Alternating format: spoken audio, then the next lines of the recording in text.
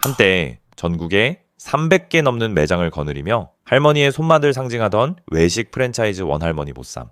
요즘은 예전만큼 눈에 띄지 않으시죠? 많은 분들이 이렇게 말합니다. 거기 예전 같지 않더라. 하지만 사실 원할머니 보쌈은 단순히 쇠퇴한 브랜드가 아닙니다. 상표권 논란, 오너 일가 배임 유죄, 그리고 130억 원 규모의 사익 추구 구조까지 보쌈 하나로 전국 브랜드를 만든 이 브랜드의 이면에는 놀라운 성장과 조용한 위기가 동시에 숨어 있었습니다. 보쌈 하나로 전국 프랜차이즈를 만든 사람, 이 문장을 들으면 어떤 이미지가 떠오르시나요? 큰 자본, 외식 전문가, 아니면 마케팅 천재? 하지만 이 브랜드의 시작은 조금 달랐습니다. 간판도 없는 아주 작은 골목 가게. 그 주인공은 바로 1930년생 김보배 할머니입니다. 1975년 서울 황학동 청계팔가 보쌈이라는 음식이 지금처럼 흔치 않던 시절, 김보배 할머니는 가족의 생계를 위해 조용히 작은 보쌈집 하나를 여는데요. 간판도 홍보도 없었지만 사람들은 하나둘 모여들기 시작했죠. 저기 골목 끝에 할머니가 하는 보쌈집 있대. 양도 많고 김치가 끝내준다더라. 입소문은 빠르게 퍼졌고 그 가게는 황학동 일대 맛집으로 자리 잡습니다. 그러던 어느 날 문제가 생기는데요. 할머니 보쌈집이 유명해지자 주변에 비슷한 상호가 우후죽순 생기기 시작한 거죠. 그래서 김보배 할머니 가족은 결단을 내리는데요. 바로 상호 등록, 즉 브랜드화였습니다. 그렇게 탄생한 이름이 바로 원할머니 보쌈입니다. 여기서 원은 성씨가 아닌 원조를 뜻하는 말인데요. 즉 진짜 할머니네라는 뜻이죠. 할머니의 손맛, 원조의 자부심, 이 두 가지는 지금까지도 이 브랜드의 핵심 정체성으로 남아 있습니다. 하지만 단순히 이름만 지었다라고 해서 성공이 따라오는 건 아니죠. 이 조그만 가게가 전국 300개가 넘는 프랜차이즈로 성장하기까지는 또 다른 한 사람이 등장합니다. 1991년 김보배 할머니의 사위였던 박천희 씨는 당시 대기업을 그만두고 가족 가게를 인수하는데요. 기 할머니 보쌈집 내가 제대로 키워보겠습니다. 그는 말뿐 아니라 진짜로 브랜드와 시스템을 만든 사람이었습니다. 같은 해 원유통을 설립하며 가맹사업을 시작했고 11월엔 안산 상록수점을 1호 가맹점으로 오픈합니다. 프랜차이즈란 개념조차 생소하던 시절 원할머니 보쌈은 점포 확장과 시스템 구축을 동시에 시작했죠. 하지만 음식 프랜차이즈에서 진짜 중요한 건 맛의 일관성인데요. 그래서 박 대표는 1998년 회사를 법인화하며 원앤원 주식회사를 세우고 2001년엔 자체 식품 공장을 직접 짓습니다. 이 공장은 단순한 제조시설이 아니라 맛의 표준화를 가능케 한 엔진이었습니다.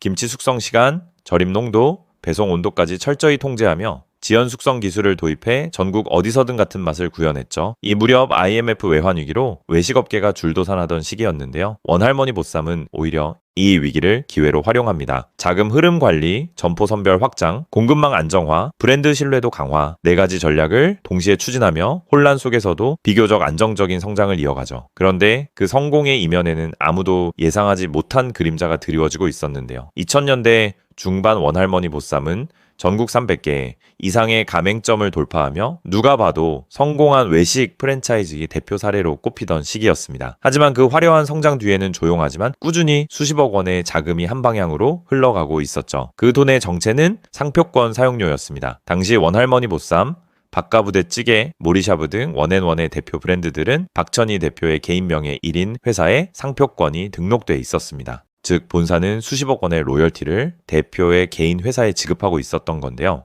조사 결과 박 대표는 약 21억 3천만 원 상당의 상표 사용료를 부당 수령한 혐의로 기소됐는데요. 2018년 1심 재판부는 정당한 절차 없이 지속적으로 상표 사용료를 받아간 것은 회사에 손해를 끼친 업무상 배임 행위라며 징역 8개월, 집행유예 2년을 선고합니다. 이후 2심에서는 문제가 된 상표권 5개 모두에 대해 유죄가 인정되며 형량은 징역 2년, 집행유예 3년으로 가중됐죠. 대법원에서 유죄가 최종 확정되면서 이 사건은 외식 프랜차이즈 업계에 큰 파장을 일으켰습니다. 사실 상표권을 오너 명의로 등록하고 본사에서 로열티를 받는 방식은 그동안 프랜차이즈 업계에서 관행처럼 묵인되어 온 구조였습니다. 하지만 이 사건은 그 회색지대에 처음으로 배임이라는 법적 잣대를 들이댄 상징적인 판례가 된 것이죠. 이후 파리바게트, 본죽, 탐앤탐스 등 다른 대형 브랜드에서도 유사한 상표권 구조 문제가 드러나기 시작했고 공정거래위원회도 오너 구조 개선 및 로열티 투명성 강화 제도 검토에 나섭니다. 그런데 여기서 끝이 아니었습니다. 원앤원은 수년간 박천희 대표와 배우자 전할래 씨가 소유한 건물을 임차해 사용해 왔습니다. 이에 따라 본사는 오너 일가에게 10억 원대의 임차 보증금을 지급했는데요. 박 대표에게는 2019년 4억 5천만 원을 보증금으로 지급한 뒤 2020년부터는 이를 3억 2,500만 원으로 조정해 2024년까지 동일한 금액을 유지해 오고 있습니다. 전할래 씨에게도 2019년부터 5천만 원의 보증금을 책정해 역시 2024년까지 같은 조건으로 임대 계약을 지속하고 있죠. 하지만 이 관계는 단순한 보증금 지급에서 끝나지 않는데요. 박천희 대표는 이 건물 임대료를 통해 매년 9억 4,200만 원 이상의 고정 수익을 올렸으며 이런 흐름이 6년간 지속되며 총 임대 수익만 60억 6천만 원에 이르렀죠. 여기에 더해 박 대표는 본사로부터 배당금도 받아왔는데요. 2020년 15억 9,800만 원, 2021년 19억 9,750만 원, 2024년엔 8억 원이 추가로 지급되며 총 배당 수익은 43억 9천만 원입니다. 결과적으로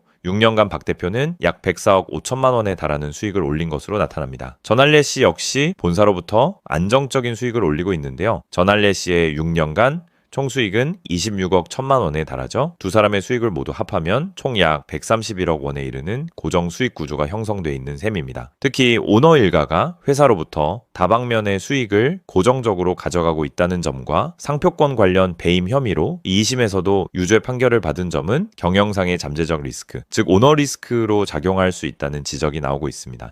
일선 매장에서는 또 다른 문제가 터지기 시작하는데요.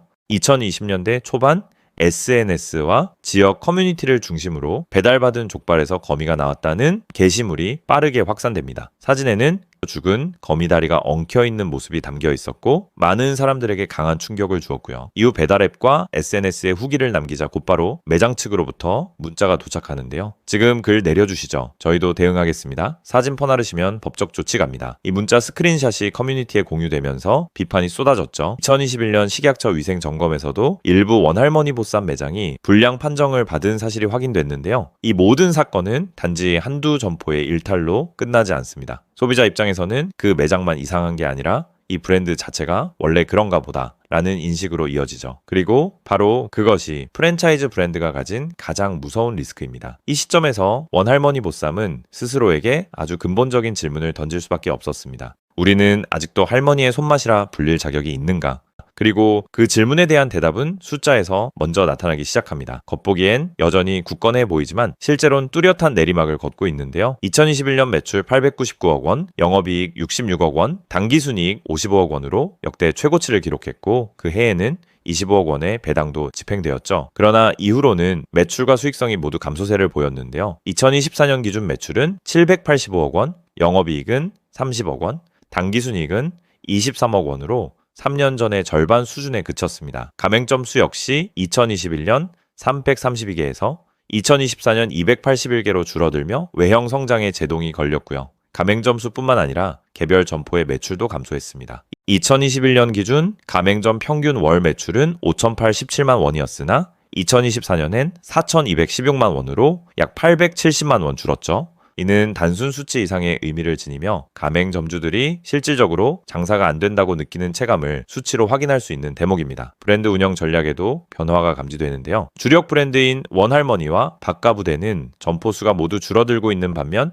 2021년 단 한 개였던 감탕예숯불 치킨은 2024년 기준 34개로 성장하고 있습니다. 이는 본사가 기존 족발 중심의 메뉴에서 벗어나 새로운 트렌드인 치킨 시장으로 전략 전환을 시도하고 있음을 보여주죠. 결론적으로 원할머니 본사는 현재 외형과 수익성 모두 하향 곡선을 그리고 있으며 오너 일가는 부동산 기반의 임대 수익과 본사 배당을 통해 매년 수익을 꾸준히 확보하고 있고요. 가맹본부 입장에선 숫자는 유지 중일지 몰라도 현장의 체감은 명백한 위기입니다. 그렇다면 매출, 점포수, 수익성까지 모두 하락한 브랜드가 어떻게 지금까지 버티고 있는 것처럼 보일까요? 여기엔 꽤 치열했던 변화의 흔적이 숨어 있습니다. 먼저 원할머니 보쌈은 기존의 대형 오프라인 매장 중심 구조에서 배달 특화 매장, 도시락 전용 모델, HMR로 운영 방식을 완전히 전환하기 시작했는데요. 특히 코로나19 팬데믹 이후 이 전략은 단순한 응급 처방이 아닌 브랜드 생존의 핵심 동력이 됩니다. 배달 고객일 회당 평균 객단가는 약 4만 원 수준이고 도시락 모델을 도입한 매장에서는 매출이 15에서 20%가량 상승했습니다. 일부 상권에서는 배달 매출 비중이 전체의 60%를 넘는 경우도 있었죠. 방문 고객 수는 줄었지만 남은 고객 한 명당 소비는 더 많아진 구조가 만들어진 겁니다. 상권별 특성에 맞는 맞춤형 매장 전략도 병행하는데요.